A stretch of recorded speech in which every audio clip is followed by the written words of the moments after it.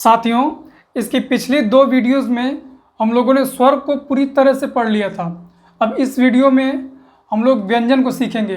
व्यंजन और व्यंजन के वर्गीकरण को पूरी तरह से हम लोग पढ़ेंगे। तो आइए शुरू करते हैं। व्यंजन, सबसे पहले देखते हैं कि इसकी परिभाषा क्या होती है। जो वर्ण स्वरों की सहायता लेकर बोले जाते हैं उन्हें व्यंजन कहते हैं।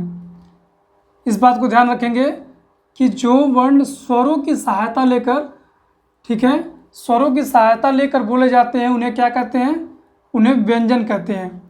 अब अगर आपसे पूछ लिया जाए कि व्यंजन की संख्या क्या होती है, तो इसकी संख्या 33 होती है, जिसमें 25 स्पर्श व्यंजन होते हैं, 4 ऊष्म व्यंजन होते हैं और 4 अंतस्थ व्यंजन होते हैं। स्पर्श व्यंजन, अब आइए देखते हैं कि स्पर्श व्यंजन की परिभाषा क्या होती है। जिन वर्णों का उच्चारण हमारे शरीर के अंगों से स्पर्श होकर या छूकर होता है उन्हें स्पर्श व्यंजन कहते हैं। देखिए, जो स्पर्श, इस शब्द से ही क्लियर हो रहा है कि स्पर्श का मतलब होता है छूना। तो जिन वर्णों का उच्चारण हमारे शरीर के अंगों से स्पर्श होकर या छूकर होता है उनको क्या कहते हैं? स्पर्श व्यंजन कहते हैं।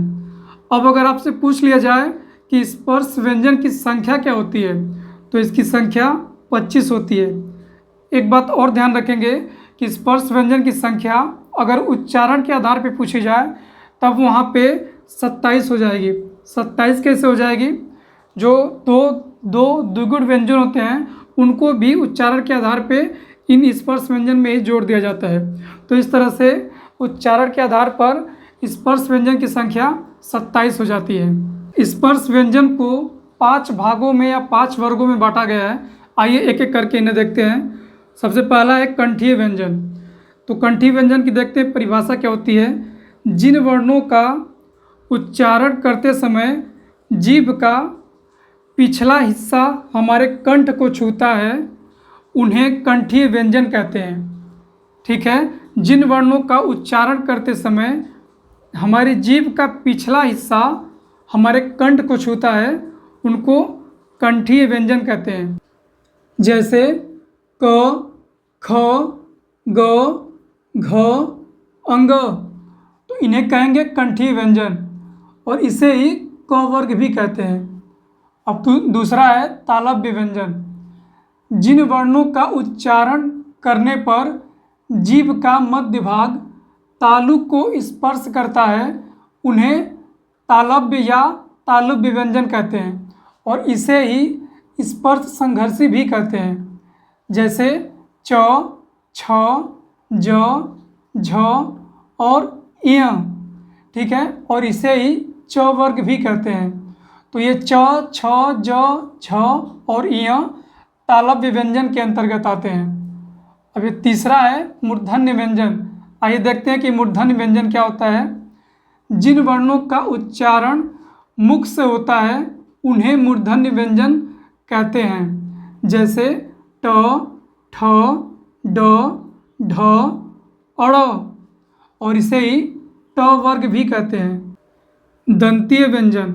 जिन वर्णों का उच्चारण करने पर जीभ का अग्रभाग ऊपर के दांतों को स्पर्श करता है उन्हें दंतीय व्यंजन कहते हैं। जैसे त, थ, द, ध, न और इसे ही त वर्ग भी कहते हैं।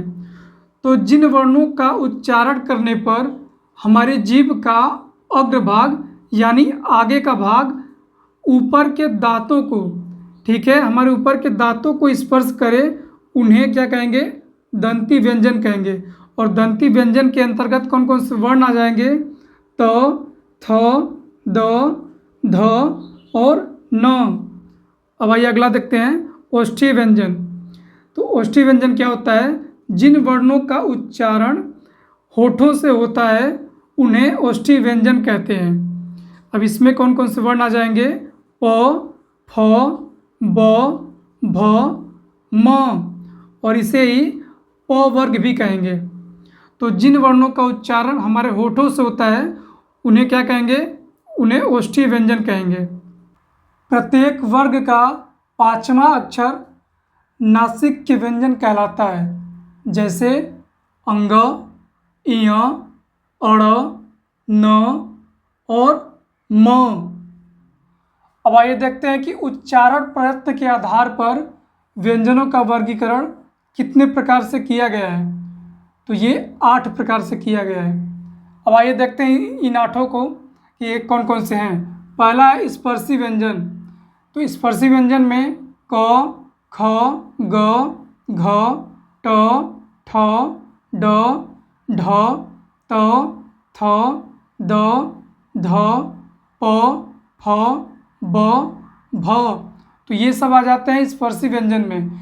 और अगर पूछ ले कि स्पर्शी व्यंजन में वर्णों की संख्या क्या होती है, तो ये होती है कुल 16। संघर्षी या ऊष्म व्यंजन। तो संघर्षी या ऊष्म व्यंजन क्या होते हैं? श, श, स और ह, यानी कि ये तीनों स और ह किस में आ जाते हैं? संघर्षी या ऊष्म व्यंजन में। और इसका तीसरा है स्पर्श संघर्षी, च, छ, ज और झ। तो ये चारों किस में आएंगे? स्पर्श संघर्षी में। और चौथा है नासिक्य। तो अंग, इय, अड़, न और व और म। तो ये किस में आएंगे? नासिक्य व्यंजन में। और पांचवा है लुंठित व्यंजन। तो र, इस र को क्या कहेंगे? लुंठित व्यंजन कहेंगे।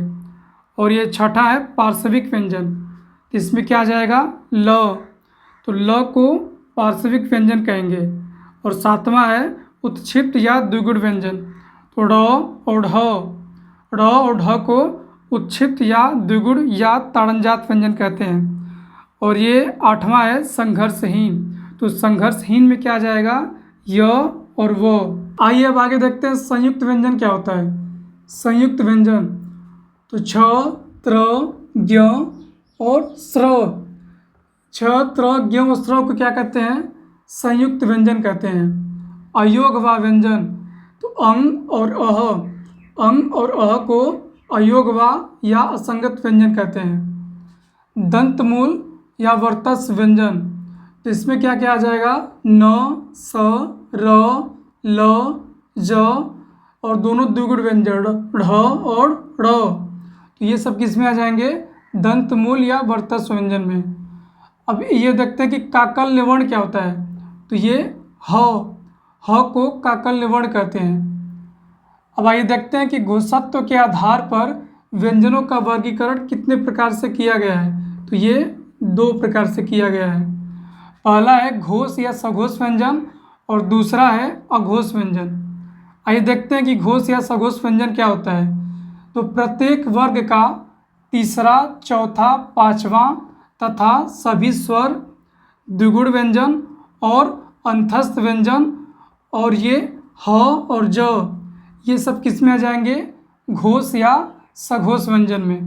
अघोष व्यंजन प्रत्येक वर्ग का पहला, दूसरा तथा श, स और फ, तो ये सब आ जाएंगे अघोष व्यंजन में। अब आइए देखते हैं कि प्राणत्व के आधार पर व्यंजनों का वर्गीकरण। अगर प्राणत्व के आधार पर व्यंजनों का वर्गीकरण पूछ ले तो ये भी 2 प्रकार से किया गया है। पहला है अल्प प्राण व्यंजन और दूसरा है महाप्राण व्यंजन।